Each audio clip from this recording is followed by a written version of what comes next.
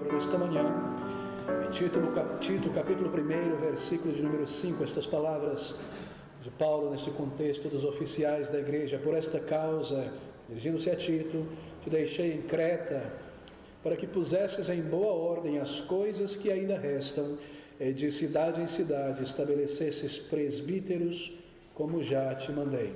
E o título de nossa mensagem nesta manhã é os oficiais da igreja. Nós queremos dar continuidade ao tema iniciado no domingo passado, que é o governo da igreja na Bíblia, ou segundo a Bíblia.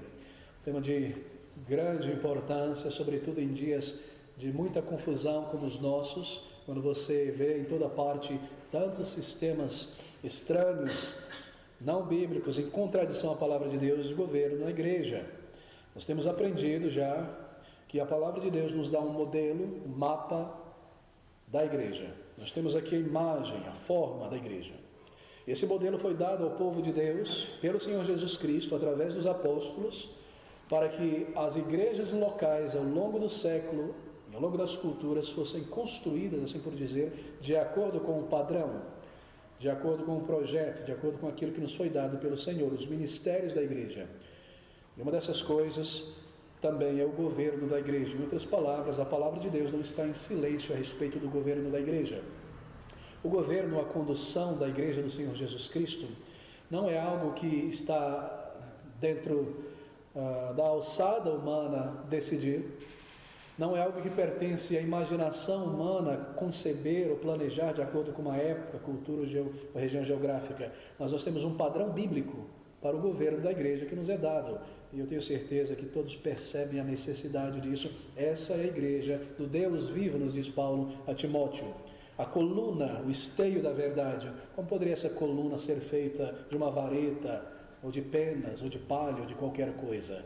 Ela é construída por Cristo, e a existência da igreja do Senhor Jesus Cristo é traçada na mente do Senhor, e Ele nos dá. E assim nós aprendemos de Paulo ao escrever ali, por exemplo, eu sempre repito isso aos Coríntios, o modelo, como essas coisas foram passadas para as igrejas locais, que ele recebeu do Senhor o que também vos entreguei, a respeito da ceia, a respeito da adoração, a respeito do governo.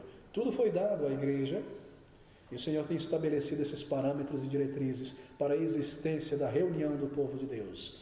Quando Deus nos salva, Ele não nos salva para estarmos, assim por dizer, soltos no mundo, mas Ele nos coloca em um corpo. Este corpo é o corpo do seu Filho, como parte, como membros.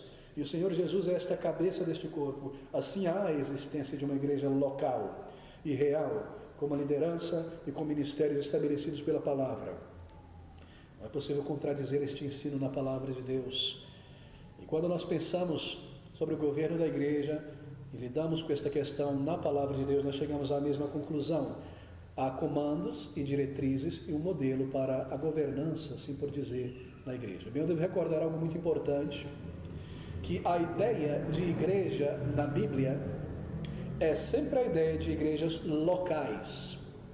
Nós não temos na palavra de Deus a ideia de convenções de igrejas reunidas dentro de um sínodo, debaixo de um guarda-chuva chamado convenção ou assembleia. O Senhor Jesus Cristo não criou uma convenção de igrejas e deu a certos homens a liderança sobre isso. Tais formações ou estruturas foram criadas por homens ao longo dos séculos, conforme muitas igrejas se afastaram da pureza da palavra e foram adicionando ao ensino da palavra de Deus coisas que muitas vezes contradizem a própria palavra de Deus.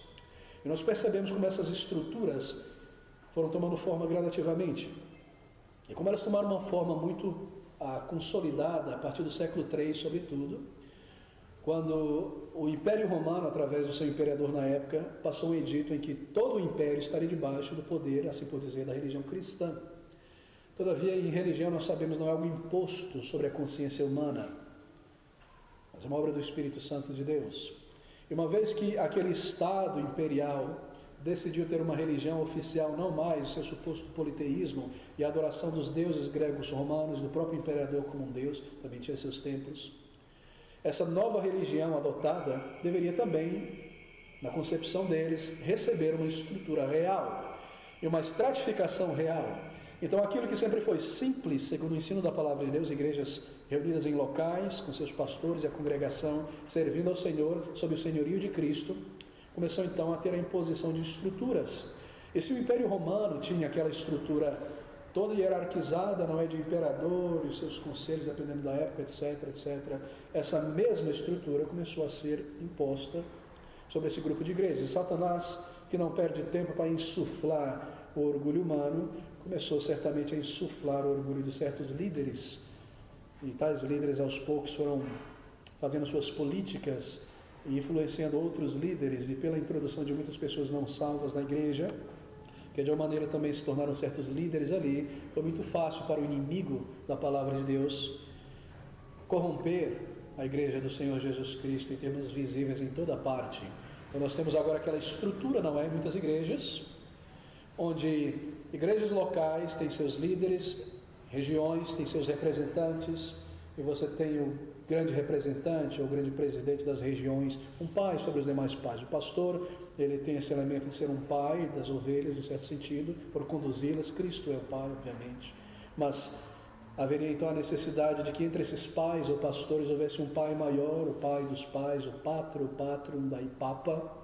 Então toda essa estrutura começou a ser formada. E se o império possui beleza e glória humana, então vestimentas e coroas para o papa e seus cardeais e procissões. E uma vez que ídolos são criados, fazendo uma pequena digressão histórica, para os irmãos perceberem o plano de fundo. Uma vez que aquelas igrejas simples, adorando a Deus pela fé, sem a necessidade de objetos para tocar, contemplando ao Senhor pela fé na sua palavra, começaram pelas pinturas, né, de paisagens, substituir e pintar o Senhor com seus discípulos no mar ou na Galileia. Aquelas pinturas aos poucos foram observadas e começaram a ser reverenciadas por pessoas não salvas, e essa reverência se tornou algo formal, e essas pinturas deixaram de ser pinturas, se tornaram mosaico, estátuas. Então aquelas estátuas começam a ser adoradas, e com a criação de um ídolo, de uma imagem, bem, você então tem toda a criação de uma liturgia, porque você não pode pegar esse ídolo, que supostamente é uma imagem do Senhor, ou de algum santo, e pôr debaixo do braço e andar para cima e para baixo. Isso é irreverente. Então você precisa de liturgia, mantos, incenso, e procissões e catedrais. Então você percebe o governo se estratificando de uma maneira humana na igreja, e a liturgia sendo formada no momento que o ídolo, o objeto, foi criado, para que em torno desse ídolo toda uma liturgia, e conforme os séculos foram passando, você então tem aquele dragão absurdo e a grande prostituta sobre ele, descrito no Apocalipse, que simbolicamente representa essa instituição dominadora que nós vemos por aí, e tantas outras como ela. Mas o meu ponto é marcar que o Senhor Jesus Cristo não criou uma denominação ou conjunto de igrejas reunidas, mas Ele criou igrejas locais e sempre se dirige a elas como igrejas locais. E a autoridade do Senhor Jesus está na liderança dessa igreja junto com a Assembleia. Assim, uma igreja não está submetida a outra igreja local. E a nossa recapitulação é válida porque nós vimos que, deixando de lado a história por um pouco e considerando na palavra de Deus, nós percebemos que, apesar dessas 5 ideias de governo que têm surgido ao longo da história, nós vimos domingo passado quais são elas, nós vimos que a forma bíblica de governo na igreja, sem sombra de dúvidas, é a forma independente congregacional, onde igrejas locais são independentes umas das outras, e a igreja de Antioquia não se submete à igreja de Jerusalém, mas o Senhor lida diretamente com ela, como nós vimos no livro de Atos. E as igrejas locais não estão submetidas ao pastor de uma outra igreja, mas o governo está na igreja local, e elas são congregacionais, porque há o elemento da congregação participando também na condução dessas questões da igreja. A igreja local, ela é autônoma, sem submissão a corpos governamentais, sínodos, convenções, patriarcas ou o que quer que seja. O Senhor não estabeleceu um corpo governamental em sua igreja, mas a deixou independente, local, sob a autoridade da sua própria palavra, com governos locais. Bem, nessa forma local de igreja que nós vemos no Novo Testamento, a igreja é conduzida ou governada pelo pastor e presbíteros, juntamente com a assembleia. Diáconos estão envolvidos nisso, mas não em termos de governo, e nós veremos isso em detalhes. E nós vemos que essa liderança, ela é feita com consentimento da assembleia da igreja, que homens são separados, dentre outros homens, salvos, que têm um testemunho. Nós temos uma lista inteira aqui em Tito e em Timóteo sobre o caráter desses homens e o teste. Eles são testados e testados e testados e mais testados, e se forem idôneos nesses muitos testes e permanecerem fiéis aos ministérios, então eles devem ser enviados ou devem ser levantados para serem também presbíteros ou diáconos na igreja. E a Assembleia está ali para apoiar os oficiais da igreja nessas decisões que devem ser tomadas. Oficiais que ela própria separou, confia e consente que conduza a congregação local.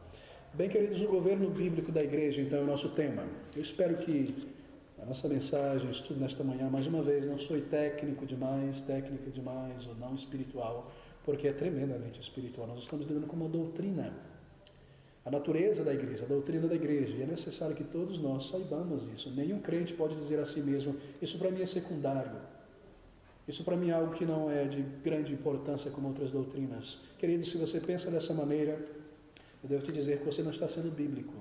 Toda a palavra de Deus é inspirada por Deus e deve ser conhecida por cada crente em Jesus Cristo. De outra maneira, como nós podemos viver vidas agradáveis ao Senhor e cumprir a sua vontade, sermos obedientes, experimentarmos as suas bênções.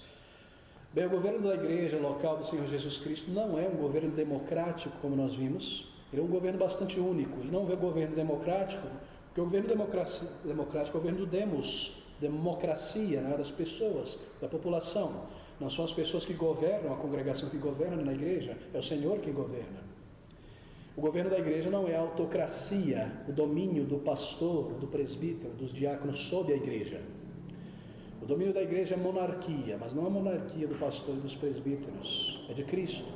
É Ele quem governa cada igreja local, em todas as épocas, em todos os lugares. E Ele domina e governa através da sua palavra, que é a regra e o domínio de Cristo. Bem, Jesus Cristo, o Senhor, é a única cabeça da igreja. Há várias passagens bíblicas, e nós começamos a voltarmos a ela, que declaram de maneira explícita e clara que o governo e o comando pertencem ao Senhor Jesus Cristo na igreja local. E a primeira delas está em Isaías capítulo 9, versículo 6. Isaías capítulo 9, versículo de número 6. As palavras para a sua anotação. Porque um menino, uma profecia sobre Jesus Cristo, um menino nos nasceu, um filho se nos deu. Ele coloca no presente, como se já tivesse acontecido, mas é uma profecia. E o principado estará sobre os seus ombros, e se chamará o seu nome maravilhoso, Conselheiro, Deus forte, Pai da eternidade, Príncipe da paz. O principado, o domínio, não é? Estará sobre os seus ombros. Ele possui esse domínio. Miqueias, capítulo 5, versículos de número 2 e 4. Nós temos a mesma ideia. E ele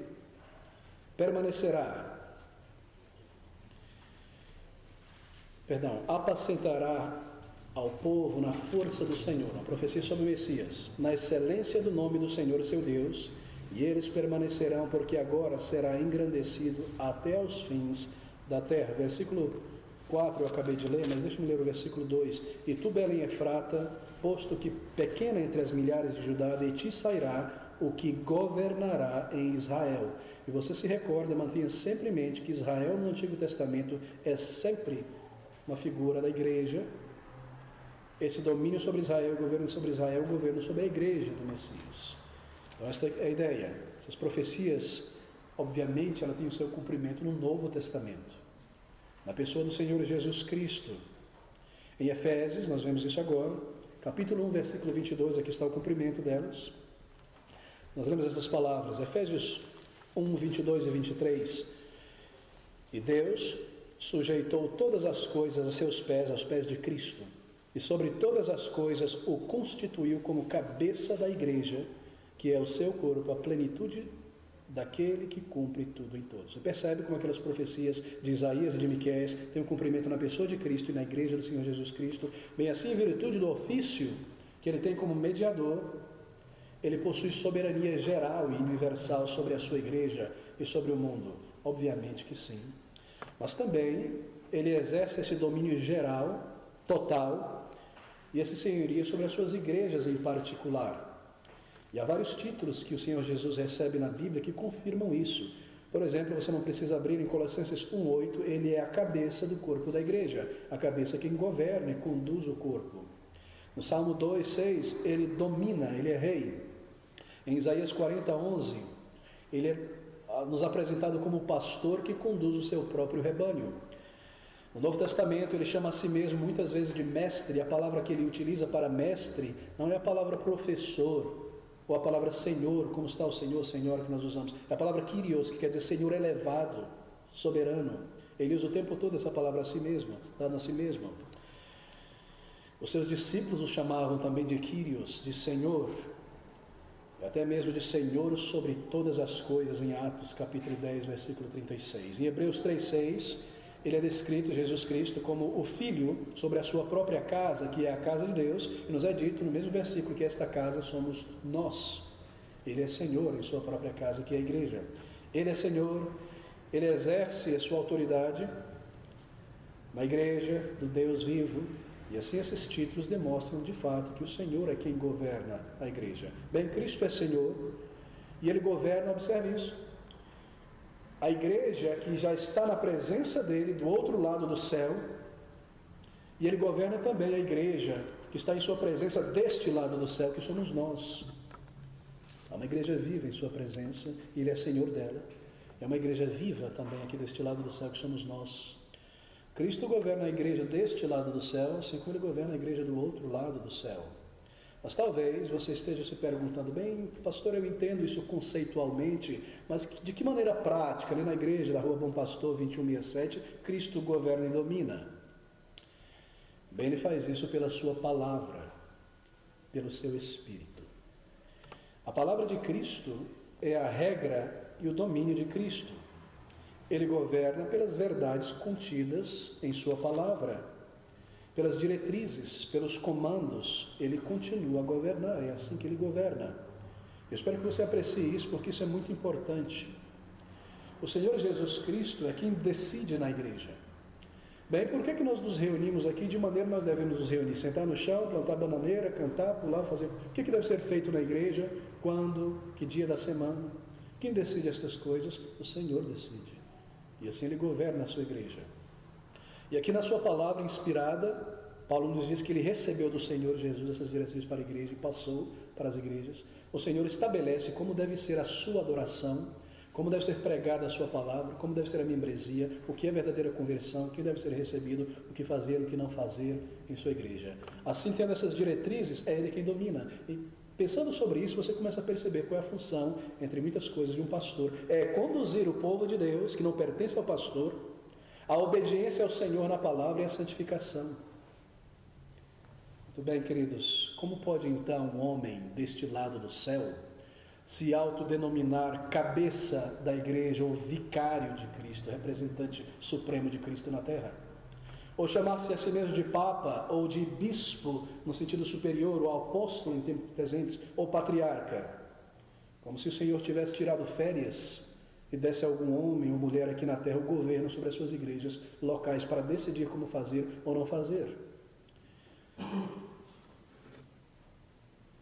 Tais pessoas, eu espero que você nem por um milésimo de segundo, ao olhar esses homens na televisão ou nos noticiários, pare e pense: ele é um servo do Senhor, ele conduz a igreja, porque é exatamente o contrário, diz a palavra de Deus. São usurpadores da autoridade que pertence ao Senhor. Todo indivíduo, homem ou mulher, que se eleva dessa maneira para conduzir igrejas locais e dizer como deve ser ou não ser a adoração e o serviço e a reunião do povo de Deus, é um usurpador de um título que pertence somente ao Senhor Jesus Cristo. E tais homens estão acumulando para si mesmo a ira de Deus. Não pense que tais pessoas são crentes, mas que estão iludidas ou foram ensinadas erradas. Tais pessoas agem de maneira maliciosa e conscientes. Elas roubam de Cristo o que pertence a Ele. Eles usurpam de Cristo a autoridade que é somente do Senhor, hoje deste lado do céu, em sua igreja. Que é um pastor, é difícil usar um termo em português, mas em inglês se usa-se um termo que ele é o subpastor. Não quero que os irmãos pensem assim sobre mim, mas eu me lembro de um pastor tendo dito assim: você já viu um pastor de ovelhas? Ele está lá no campo com aquela grande quantidade de ovelhas, conduzindo, andando com seu cajado. Aí do lado dele tem um bicho lá, um cachorro, não é? Um pastor alemão, e o pastor fala, vai, e ele ajuda, ele conduz. Aquele pastor com cajado é Cristo. O pastor das igrejas locais são esses. Vai. Você percebe? Ele é o pastor. Nós somos subpastores. Se nos mantemos na palavra de Deus. Não pode alguém dar a si mesmo o cajado e a autoridade de Cristo Jesus? Ou grandes títulos de matriarca, patriarca, ou o que quer que seja, serem adorados, um louvor e uma admiração no olho que pertence somente a Cristo Jesus dada a uns. Já parou para pensar sobre isso? Não se envolva com essas coisas, nem esteja em lugares assim. Queridos, essas são coisas sérias e muito graves, nós precisamos tomar grande cuidado. Meu irmão, minha irmã, deixe-me lidar conosco aqui, não é? Talvez você não seja um desses apóstolos atuais, mas se você e eu, se você não se submete à palavra, ao domínio, à regra de Cristo na palavra, e você está resistindo ao Senhor, pense sobre isso. Se você se coloca contra a vontade do Senhor Jesus Cristo, registrada e revelada de maneira clara na palavra, você não está resistindo um pastor, um livro, uma teologia, uma congregação. Você está resistindo o senhorio e o governo do Senhor Jesus Cristo, que governa pela sua palavra e pelo Espírito no coração de pessoas salvas por Ele. Você está resistindo o próprio Senhor. Se em tua vida cristã, pessoal, ao longo da semana, ou na igreja, com o povo de Deus, você prefere as tuas ideias e os teus gostos e as tuas inclinações, mais do que o ensino claro da palavra de Deus, demonstrado aqui. E você, por exemplo, prefere o ego, o emocionalismo, a sensualidade da adoração contemporânea, do que o princípio estabelecido pelo Senhor Jesus para a adoração. Você está resistindo à vontade de Deus. Você está resistindo ao Senhor. Você está colocando a si mesmo acima dele e da vontade dele. Se em qualquer área de verdades reveladas na palavra de Deus, governo, adoração, evangelismo, mordomia dos bens, salvação, dia do Senhor, lealdade à igreja, casamento, família, serviço cristão, todas essas áreas claramente reveladas à vontade de Deus na palavra de Deus. É você quem decide. E você toma atalhos nessas questões, e você vive isso ou não vive de acordo com a sua circunstância, gosto, temperamento ou necessidade, eu tenho que dizer que você está resistindo ao senhorio de Cristo, ao resistir à palavra de Cristo. Você resiste a Cristo. Eu resisto e me levanto contra o governo de Cristo em sua igreja, pois Ele governa pela sua palavra em corações que voluntariamente se entregaram à sua vontade. Mas pense sobre isso. Quando eu digo que você se levanta ou resiste a Cristo, isso não quer dizer que você realmente resista a Cristo, porque nem eu, nem você juntos, ou qualquer multidão de pessoas pode resistir a Cristo. O que eu estou dizendo é que você está se rebelando contra o Senhor Jesus. Você está se colocando no caminho da vontade dEle. Dura coisa é fazer isso. Amigos, a coisa mais necessária para a vida diária de um crente é receber diariamente a graça de Deus, uma medida da graça de Deus, para ter força, vigor, certeza, alegria. Mas a palavra de Deus diz que Deus ele resiste o orgulhoso, em outras palavras, Ele não dá graça, mas Ele dá graça ao humilde. Você já parou para pensar sobre isso? O que é ter Deus me resistindo? Isso significa que esse irmão, essa irmã, não irá progredir, ele está sendo resistido pelo Senhor. O Senhor levanta barricadas diante dela, diante dele. Ele não terá mais conhecimento da palavra, não haverá mais educação na palavra de Deus a partir de agora, nem respostas a orações, nem frutos espirituais na obra, no testemunho. Deus resiste ao soberbo que se levanta contra a sua vontade. Resistir à palavra de Deus é resistir ao Senhor da palavra. Não tome isso como algo pequeno. Em um contexto da vida individual de um crente, resistir ao ensino claro da palavra de Deus, as verdades, diretrizes claramente reveladas aqui, é muitíssimo mais sério do que muitas pessoas parecem perceber. Bem, em Mateus capítulo 28, versículo 18, nós temos aquelas palavras do Senhor Jesus Cristo sobre si mesmo. Ele disse: é-me dado todo o poder no céu e na terra. Mas ele não deu esse poder à sua igreja. Ele permanece em suas mãos, o próprio poder. É dele. Ele não tirou de si mesmo e deu à igreja o poder. Esse poder continua com ele. Ele deu à sua igreja a sua palavra, o seu governo, a sua regra. Ele permanece com o poder em suas mãos. Deu à sua igreja a sua palavra para amá-la, obedecê-la, ser transformado por ela, vivê-la, proclamá-la, porque Ele é o Senhor e a Ele pertence toda a autoridade da igreja. Como isso traz clareza, não é? Sobre os nossos dias. Mas nós aprendemos em sua palavra também, esse é o nosso tema nesta manhã, o governo da igreja, que Cristo estabeleceu um governo em sua igreja. Embora o poder absoluto e irrevogável pertença a Ele para governar as suas igrejas pela palavra, é evidente que Ele estabeleceu uma condução, um governo em sua igreja e conferiu a certos homens uma liderança em sua igreja, não o domínio, não a autoridade sobre a igreja, mas uma liderança e um governo, o qual deve exercer segundo e de acordo com a vontade dEle, para o bem das almas do seu povo. Cristo estabeleceu um governo na igreja, isso é bastante claro nas Escrituras. Na Bíblia, nós temos a palavra-chave utilizada muitas vezes. E essa palavra é utilizada no Novo Testamento como um símbolo de governo. Bem, chave é algo que abre ou fecha uma porta, que impede a entrada ou permite a entrada. Em Isaías 22, versículo 22, nós temos aquela famosa profecia sobre o Messias, onde nos é dito que porei a chave da casa de Davi sobre o seu trono, o trono de Cristo, e abrirá e ninguém fechará, e fechará e ninguém abrirá. A ideia do governo, Cristo visto como esse descendente de Davi. Nós vemos uma outra passagem nas Escrituras, onde a mesma coisa acontece. Embora o poder absoluto e total para governar pertença a Cristo, é evidente que Ele conferiu aos seus apóstolos algum poder e alguma autoridade para exercerem, mais uma vez, segundo a sua verdade revelada, e não segundo o bel prazer dos seus gostos e imaginações. E Ele disse a Pedro, você se recorda, eu te darei as chaves do reino dos céus.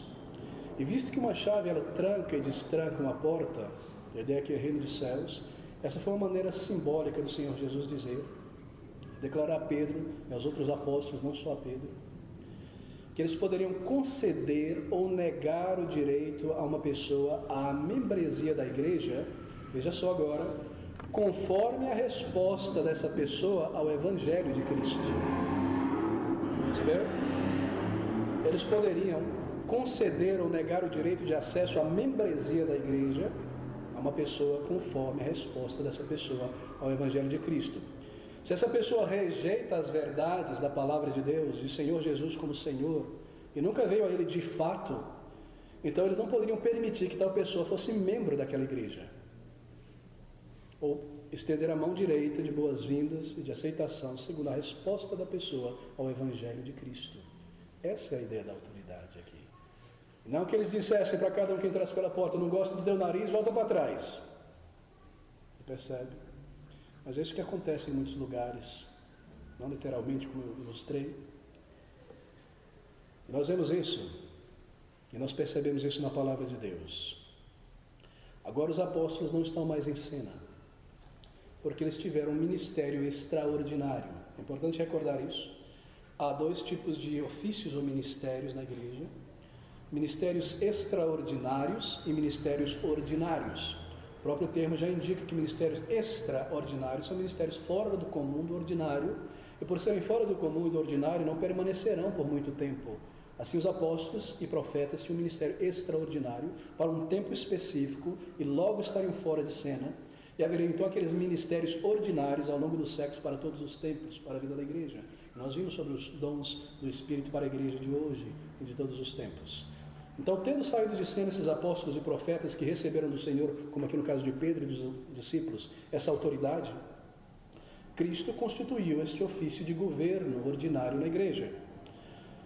E são permanentes e contínuos. E nós vimos sobre isso já.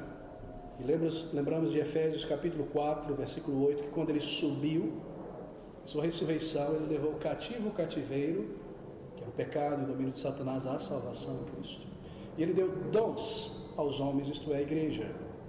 E nós vimos que esses dons, para cada época, apóstolos e profetas, e aqueles dons ou dádivas que permaneceriam. E nós aprendemos que os próprios indivíduos, os próprios homens, são esses dons dados à igreja. O que significa dizer que ele criou ou deu à sua igreja oficiais, que devem estar ali como pastores, como presbíteros e como os diáconos. Isso ensina que o Senhor deu ao seu reino visível, à igreja aqui na terra, um governo. E a vontade do Senhor concernente a esse governo está registrada também em sua palavra, claro. Ela é completa, o suficiente. Suficiente quer dizer que ela é completa para tudo. E se o Senhor estabeleceu liderança e governo na igreja, então, em termos práticos, esse governo, veja só, é dado a algumas pessoas e não toda a igreja. Claro que é, não é? Uma tribo não pode ter só cacique. Essa é a ideia. Embora o pastor não seja um cacique, não me entenda mal. Então, em termos práticos, nós temos esses títulos associados ao governo da igreja. Espero que você esteja acompanhando o raciocínio. São títulos que são dados a certos indivíduos e não a toda a igreja. Por exemplo, na Bíblia, a comunidade, a igreja, a comunidade do povo de Deus, é chamada por termos tais como reino, a igreja é o reino de Cristo. É também chamada de cidade, de família, de rebanho. São termos que são dados à comunidade da igreja como um todo, da igreja local. Mas há aqueles que conduzem essa comunidade, recebem outras denominações, outros termos. São chamados de presbíteros, de bispos, superintendentes, o significado de bispo, regentes, pastores. Você percebe que essa diferenciação, isso nos mostra, que há uma liderança, um governo dado, instituído pelo Senhor.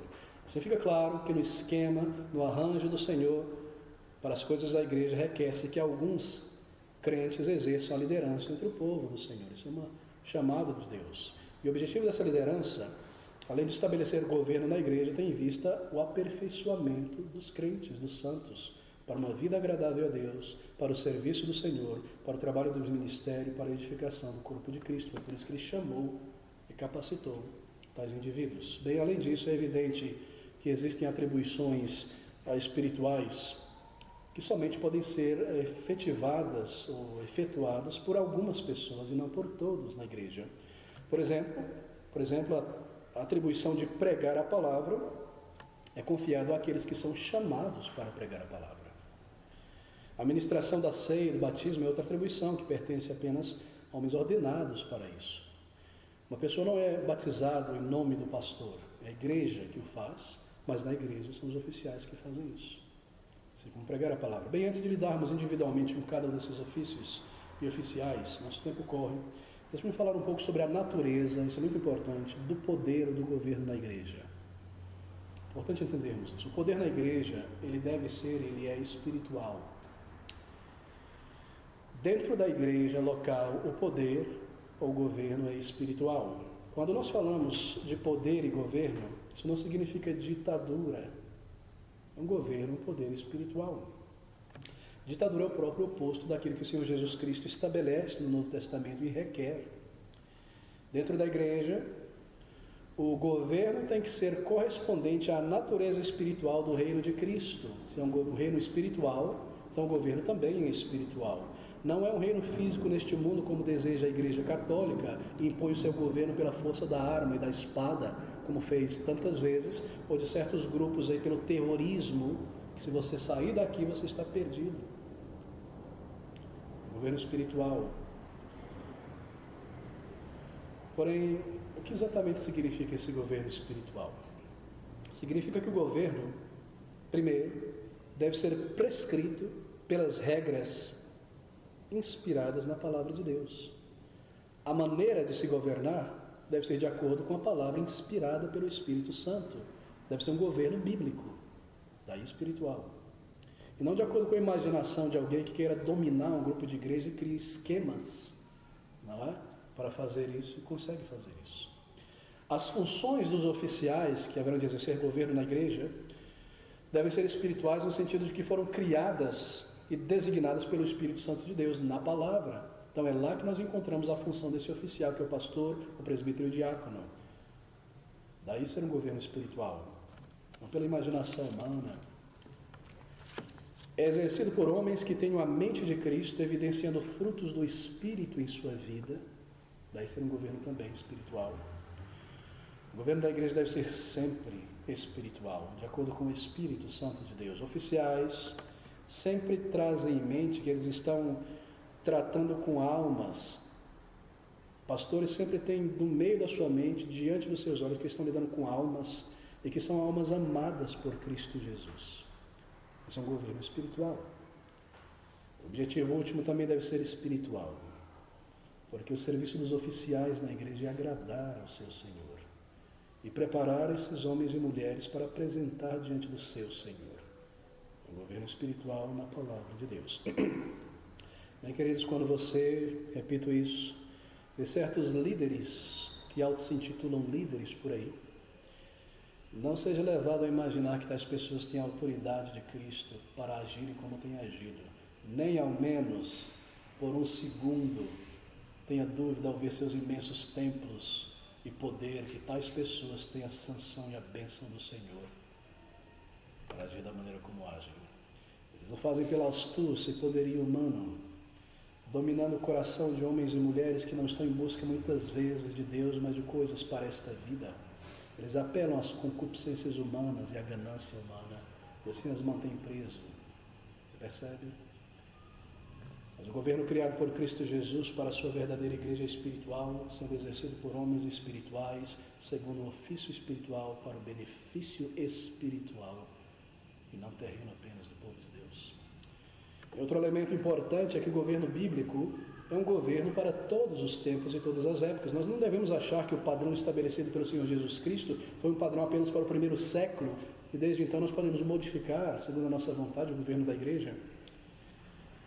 Fica claro, pelas próprias palavras do Senhor Jesus Cristo, que ele foi designado para permanecer e durar até o final dos tempos. De outra maneira, como poderia ele tirar e tomar contas, prestar contas ao Senhor, se as coisas mudam a todo tempo, sem critério, sem medida? Nos é dito que nós temos que prestar contas como pastores ao Senhor pela sua igreja. As epístolas do Novo Testamento ensinam que os oficiais bíblicos devem continuar na igreja até o final, os mesmos oficiais, presbíteros e pastores e diáconos até o final. Ou seja, até que todos os crentes sejam completamente aperfeiçoados pela palavra de Deus. Muito bem, quem são então esses oficiais estabelecidos pelo Senhor para o governo de sua igreja local até o final? Depois que os apóstolos e profetas que tinham um ministério extraordinário passaram, quais são esses ministérios ordinários até o final? Primeiro, nós aprendemos sobre o ofício de presbítero na Bíblia. O Novo Testamento usa 2 títulos para aqueles que governam. Um é presbítero e o outro é bispo. E as escrituras empregam esses termos presbítero e bispo de uma maneira intercambiável, como nós já percebemos, para denotar o ofício da mesma pessoa. O presbítero e o bispo é a mesma pessoa, são 2 facetas do ministério deste mesmo homem. São 2 atribuições do mesmo ofício. Bem, o termo presbítero na Bíblia tem em vista a maturidade desses homens que irão governar ou conduzir o povo de Deus. Essa é a ideia. Em língua inglesa usa-se o termo ancião, embora não seja o termo que nós encontramos no Novo Testamento, mas era o termo utilizado no Antigo Testamento. Os anciãos conduziam todo o povo sob Moisés. Nós utilizamos o termo presbítero porque esse é utilizado na palavra de Deus e refere-se à maturidade deste homem que deve conduzir ao povo de Deus. Isso quer dizer que o pastor ou presbítero não pode ser pessoas imaturas, inexperientes ou visivelmente deficientes em sabedoria e bom senso. Eles não podem estar ali conduzindo o povo de Deus. Eles não devem ser novos convertidos, pessoas que acabaram de se converter, foram salvas há um ano, um mês atrás, porque ainda não foram provadas na doutrina e no serviço, na idoneidade do conhecimento doutrinário e no serviço, no sentido que eles se apegam ao serviço e continuam nele. Não são pessoas que estão aqui, estão acolá, já deixaram, já começaram. Então não pode ser uma pessoa recém-convertida. Não podem ser pessoas rasas, levianas ou demasiadamente brincalhões e irreverentes, porque eles vão lidar com coisas gloriosas e sérias e profundas. Você não pode ser pessoas demasiadamente superficiais, ao contrário, devem manifestar um caráter sólido cristão, ter ganho o respeito da comunidade dos fiéis, ter sido provado, testado por alguma igreja, e aí sim, então, separado para esse ministério, se recebeu do Senhor o dom. para o ensino, no caso. Já a nossa palavra portuguesa bispo tem origem na junção de dois termos gregos, que é o termo epi, que significa de cima, por cima, e episcopos, não escopeu, quer dizer ver. E a ideia do bispo é aquele que vê o todo. Em outras palavras, o bispo é um superintendente. Essa é uma outra função do presbítero. Alguém que vigia e vê e supervisiona o todo da igreja. Esse nome descreve a natureza da obra associada com o ofício, conduzir o todo. Está vendo para onde a igreja está seguindo, observando que ela está seguindo no caminho da vontade do Senhor e crescendo, desenvolvendo. O presbítero também é um bispo. Ele também tem a superintendência, ele é responsável pela igreja. Segundo os escritos dos apóstolos, nós vemos que esses bispos são guardiões ou defensores da igreja do Senhor Jesus Cristo. Então, um termo se refere ao caráter e outro termo se refere ao ofício. Presbítero e bispo, mesma pessoa, mesmo ofício. Agora, em Atos capítulo 20, por exemplo, para provar esse ponto, nós vemos como Paulo chama a cidade de Mileto os anciãos ou presbíteros que estavam na cidade de Éfeso. Ele estava em Mileto e diz, por carta, por um mensageiro, que os presbíteros de Éfeso viessem à cidade de Mileto. E quando eles chegam em Mileto, ele se dirige àqueles homens como bispos, no versículo 17 e 28. Ele chama os presbíteros, quando os presbíteros chegam, eles falam com ele, com vós que sois bispos, mostrando que não são os mesmos indivíduos. E nós já aprendemos que não há tal hierarquia de um bispo acima dos pastores e outras coisas em regiões, mas atributos dos mesmos homens. Nós aprendemos também na palavra de Deus que o dever dos presbíteros é governar. A responsabilidade de um bispo ou presbítero é governar. Entre os judeus, o ofício do ancião, que aqui é o presbítero, estava sempre associado ao governo. E apesar do Antigo Testamento não falar muito, entrar em detalhes sobre as sinagogas, nós sabemos que as sinagogas foram inspiradas e autorizadas por Deus, sim.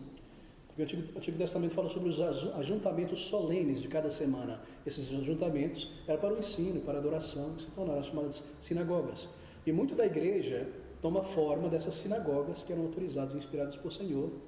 E nós aprendemos que nas sinagogas haviam esses anciãos, e entre eles havia um que era o regente, o superintendente. E nós temos vários exemplos sobre isso. No Antigo Testamento, nós temos essas reuniões solenes dos sábados. Assim como havia anciões e regentes nas sinagogas, também eram designados oficiais em cada igreja apostólica, porque a igreja deveria tomar essa estrutura em parte das sinagogas, que foram autorizadas pelo Senhor. Uma outra referência neotestamentária a este fato está ali em 1 Tessalonicenses 5,12 e Hebreus 13,17, onde o apóstolo, escrevendo, diz sobre aqueles que presidem sobre vós no Senhor e que governam sobre vós no Senhor. Atentai para suas palavras, modo de viver, temos com grande estima, respeito, etc.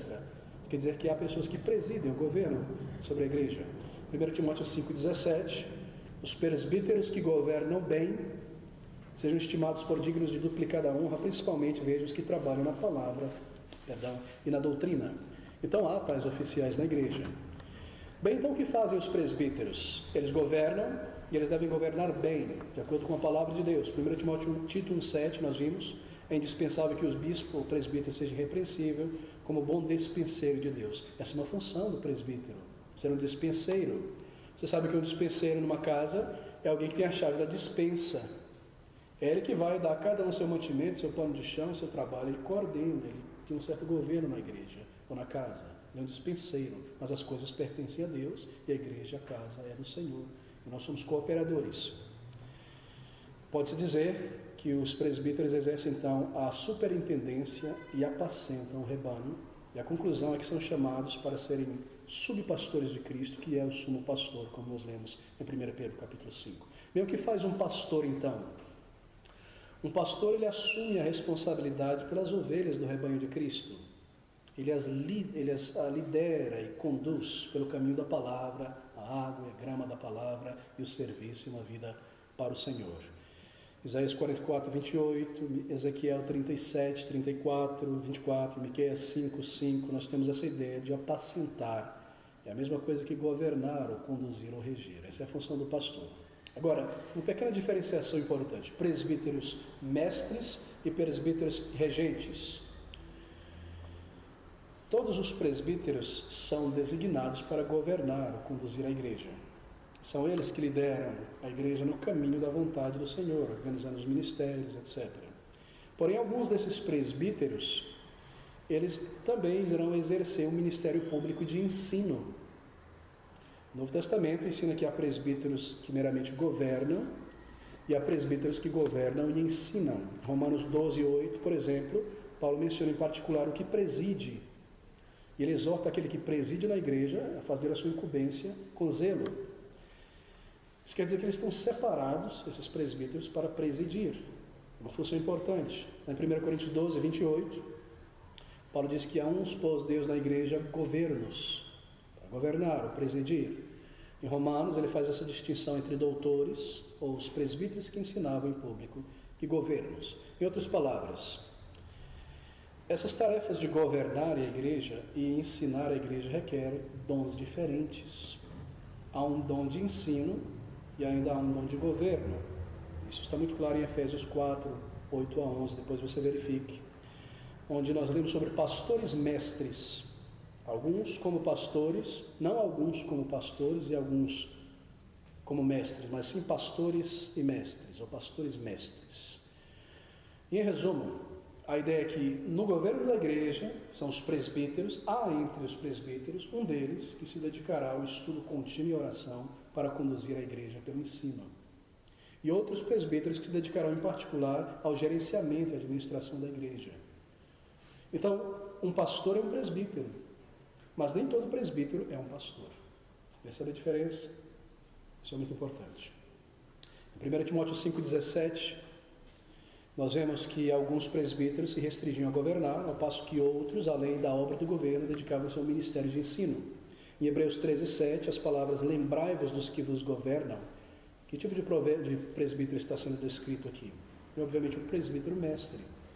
Porque na continuação da passagem em Hebreus 13:7, nós lemos que esses presbíteros que governavam lhes falaram também as palavras de Deus. Eles conduzem, mas são aqueles que ensinam. O ministério do pastor, então, ministro da palavra. O ministro da palavra deve ser o oficial que preside. 1 Timóteo 5,17. A palavra ali honra, que ele é digno de dupla honra entre os presbíteros, porque se, além de governar, se dedica ao ensino da palavra, significa que deve ser dado a ele um respeito especial. Àqueles que se dedicam à palavra. Por que isso? Bem, porque ele é oficial designado por Deus para liderar a igreja no caminho da obediência à vontade de Deus. Ele recebeu um dom de ensino. E nós veremos o que significa esse respeito em um próximo estudo. Ele apresenta a palavra de Deus à igreja e na humildade e submissão à vontade de Deus conduz a igreja na vontade de Deus. Como nós já vimos, o governo da igreja em seus primórdios, ele seguiu o modelo, das sinagogas. E cada sinagoga tinha os seus anciãos, não é? Mas nós lemos também que um deles era reconhecido como dirigente da sinagoga entre os anciãos. Lá em Lucas 13:14, Atos 18:8-17, você lembra que Crispo, um exemplo, né? Ele é descrito como chefe de uma sinagoga, mas ele se converte, ele é convertido ao cristianismo, então ele é expulso da sinagoga. E Sóstenes o substitui. Então, ele conduzia a sinagoga junto com os presbíteros anciãos e conduzia o presbitério. Certo que no Novo Testamento se dá um mestre que ensina publicamente um status mais elevado que outros que governam. 1 Coríntios 12:28 demonstra isso. Ele é alguém que de modo especial foi enviado para pregar, e assim, embora os presbíteros de maneira geral apacentem o rebanho, o mestre, aquele que ensina, o pastor mestre, será reconhecido ele somente como o pastor. Eu sei que há muitas igrejas, sobretudo nos Estados Unidos, onde todo presbítero é o pastor. Mas nós aprendemos que essa divisão, e o termo pastor é dado àquele presbítero que, além de conduzir e governar a igreja, conduz no ensino e se dedica ao ensino e ao estudo profundo da palavra, para apresentar a vontade de Deus à congregação. Esse é o pastor. Assim, se há alguém na igreja que tem um chamado, presbítero também, ele estará conduzindo, mas o pastor é aquele que tem esse chamado. Não quer dizer que o dom de ensino seja dado somente ao pastor. Bem, de maneira que o governo na igreja, ele é dado pelo Senhor aos presbíteros. E nós vimos o consentimento da Assembleia nessa reunião necessária. Todos os presbíteros governam, mas nem todos os presbíteros pastoreiam. O pastor é um desses presbíteros, governa com ele, nem todo presbítero é um pastor, e é o presbítero que se dedica ao ensino E é esse que se dedica ao ensino entre os presbíteros que dá a ele o título de pastor, porque ele conduz o rebanho de Cristo pela palavra de Cristo. Bem, responsabilidades por último, nosso tempo está correndo. A dos presbíteros mestres. Primeiro, tomar o encargo geral da igreja, esse é o pastor. De acordo com o ensino do Senhor Jesus Cristo, nós vemos que o escriba instruído acerca do reino dos céus na palavra é semelhante a um pai de família. Ele continuamente está tirando desse tesouro que é a palavra coisas boas e necessárias para a ovelha, para o povo de Deus. Ele tem a responsabilidade de supervisionar a igreja como um todo, os ministérios, o povo de Deus, todos os departamentos, todas as funções, cada pessoa envolvida em algum ministério, tarefa na igreja, ele tem a responsabilidade diante do Senhor de supervisionar e conhecer a índole de cada um e o serviço de cada um. Não a de realizar todas as funções, mas de levantar pessoas idôneas para essas funções várias e de supervisionar. Ele tem o exercício de superintendente, o bispo, então nesse sentido. Ele tem a responsabilidade de ensinar fielmente a palavra de Deus como pastor mestre, que se concentra na obra do ensino, Romanos 12, 7.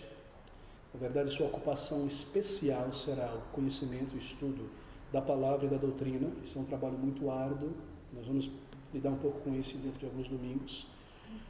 Porque entra semana e sai semana, ali está o pastor pregando continuamente, embora alguns membros achem que ele faz tanta coisa e aparece e começa a pregar do nada. Mas semana entra e semana sai, ele está pregando, aconselhando, pregando em outros lugares, nos funerais, com as pessoas o tempo todo. Daí a necessidade de um chamado para isso. Organizar os ministérios bíblicos na igreja, implementá-lo, pastorear. E pastorear envolve também aconselhamento. O dom de ensino não é apenas o de pregar, mas também de trazer a palavra certa no aconselhamento segundo a palavra de Deus. Estar pronto para isso. Não técnicas psicológicas. Exercer o ministério de admoestação, de advertência, defender as doutrinas da fé, de pregar o evangelho também, continuamente. São os departamentos da pregação da palavra. Responsabilidade dos presbíteros que regem, então. Junto com o pastor, governam a igreja. Dividem essas responsabilidades, mas eles não estão dedicados ao ensino contínuo da palavra e estudo dela, embora se espera que tenham a capacidade de ensinar também.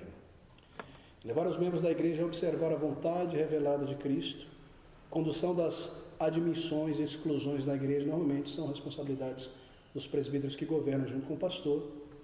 Eles recebem novos membros, ouvem o seu testemunho, lidam com questões de exclusões das pessoas da igreja.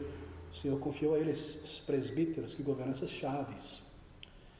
Separar ou designar homens para o ofício, estão com os presbíteros que governam junto com o pastor, observar, testar, pôr em certos lugares para ver a capacidade, a continuidade, a fé, a pureza. Velar pelo comportamento dos membros. Lembre-se de 1 Tessalonicenses 5, 12 e 13. Rogamos os irmãos que reconheçais os que trabalham entre vós e que presidem sobre vós, presbíteros que governam no Senhor, e vos admoestam que os tenhais em grande estima e amor por causa da sua obra, e de paz entre vós. Então, dessas responsabilidades do presbítero que governa é exatamente essa: promover um maior grau de conhecimento pela palavra. Na igreja deve haver continuamente ensino de várias formas para que o povo de Deus conheça a vontade de Deus revelada. Cuidar das almas do povo de Deus, presbíteros que governam, empenhar-se em remover contendas e divisões. Nós vimos que fazem com o consentimento e apoio da igreja também muitas decisões grandes. Qual é o papel do diácono, então, para nós concluirmos? A função, a responsabilidade do diácono. Bem, o ofício do diácono é ensinado na Bíblia. Em 1 Timóteo, nós vemos no capítulo 3, 8 a 13, está ali. Ele é equiparado em termos de caráter ao do presbítero, não em termos de função. Lá em Atos 6, embora a palavra diácono não apareça, o ofício é descrito ali. E nós vemos que a palavra diácono na Bíblia significa servo, serviçal. Todos somos servos na igreja, mas o diácono em particular é alguém que vai se dedicar ao número de serviços que precisam ser realizados. Diáconos, foi necessário que eu separasse de presbíteros, porque diáconos não exercem governo na igreja, não lhes foi dado o governo. O termo diácono, nós vimos, é de serviço. Eles auxiliam os presbíteros, tanto o presbítero pastor quanto os que governam, no gerenciamento das questões temporais da igreja, práticas, para que os presbíteros, em particular o presbítero pastor, tenha tempo em mente para se dedicar ao estudo contínuo da palavra e à pregação da palavra. Como ele vai conseguir fazer isso se ele tem que estar em todas as situações da igreja, soldado aos diáconos, junto com os presbíteros que governam? As qualificações deles estão lá em 1 Timóteo 3,8, similares aos presbíteros, no que se refere a caráteres, aos dons. A única diferença ali naquelas duas listas é que não se requer do diácono que tenha o dom de ensino, embora ele possa ter, mas não se requer dele, algo que já é requerido do presbítero. Relacionamento entre presbíteros e diáconos, os dois ofícios, são oficiais na igreja, assim, estabelecido pelo Senhor. Continuarão na igreja até o final, presbíteros que governam, presbítero que conduz pela palavra, e diáconos, mas não significa que esses ofícios, eles funcionam independentes ou isolados uns dos outros. Presbíteros por um lado e diáconos por outro, não funcionam em paralelo. E é uma submissão de ordem, porque os que governam são os presbíteros, e os diáconos estão ali sob esta submissão, assim como toda a igreja. Mas eles trabalham juntos, porque o presbitério precisa ser informado pelo diácono sobre a igreja, sobre o temperamento da igreja, como as coisas estão andando, para poder ministrar pela palavra, com olhos, com mãos, com ouvidos do presbítero juntos, servindo assim a reuniões juntas para essas questões. A qualificação para ser um diácono, nós vimos de grande importância. O Novo Testamento descreve os presbíteros como conduzindo e governando a igreja, não os diáconos. É importante ter isso com clareza hoje, porque em muitas igrejas você vê diáconos exercendo a função, o ofício de presbíteros. E presbíteros que não conseguem exercer a função dada por Deus, porque diáconos se levantam como presbíteros. É uma desordem em muitos lugares. Mas há uma divisão de tarefa, onde os diáconos estão ali para auxiliarem aqueles que conduzem a igreja juntos, realizando essas questões práticas da igreja também. Bem, deixe-me concluir. Eu taxei os irmãos demais hoje, um tema que parece um pouco seco, mas eu espero que não, porque sem conhecimento dessas verdades, nós continuaremos a ser levados por indivíduos que não se submetem à palavra de Deus, que se auto-intitulam líderes, que resistem ao senhorio de Cristo. São questões espirituais, de profunda necessidade. Nós vimos hoje, todo o poder na igreja tem a sua fonte e origem em Cristo Jesus, e Ele não deu esse poder a ninguém, Ele não tirou férias. Ele governa pela sua palavra, que é a autoridade final, não o Supremo Concílio da igreja X ou Y. Ele comunicou poderes à igreja local, não a convenção de igrejas e seus presidentes. Esses poderes são executados como governos na igreja pelos ofícios e oficiais que ele criou e estabeleceu o caráter e a forma e os limites. Embora a palavra oficial, oficial ou ofício não se encontre na igreja, na Bíblia, você não encontra essa palavra ofício, oficial. Todavia, o conceito e a função é encontrada continuamente. Não há igreja apenas no sentido de pessoas exercitando dons sem o exercício dos ofícios. Há tanto os dons de cada indivíduo quanto os ofícios e oficiais, assim a governo e a estrutura formal na igreja do Senhor Jesus Cristo.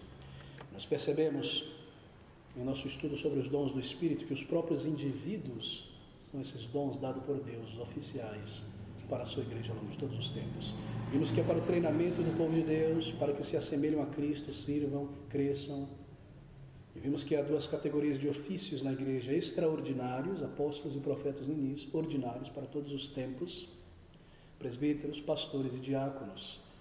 E vimos a posição das igrejas batistas reformadas, que todos os pastores são presbíteros, mas nem todos os presbíteros são pastores, e essa divisão entre presbitério e diaconato, andando junto, mas em funções diferentes na igreja. E vimos as qualificações para diáconos, que são as mesmas para os presbíteros, com exceção que não se requer o dom de ensino dos diáconos. Bem, queridos, esses são os dons e os ofícios e os oficiais para todas as igrejas em todo o canto da terra onde o Senhor governa por todos os tempos. Está na palavra, é claro na palavra, deve ser mantido, amado. Toda divergência disso aqui é uma corrupção dessa verdade. Não tenha dúvida sobre isso. Mantenha-se firme na fé, conheça isso, submeta-se ao senhorio de Cristo Jesus em sua palavra, conforme Ele revela estas coisas ao teu entendimento, pela consciência no Espírito tocando em teu coração. Não resista à vontade sábia e amável do Senhor em todas essas questões. E que Ele seja glorificado em sua igreja, e nos faça uma igreja viva, operante, madura e santificada para o seu louvor.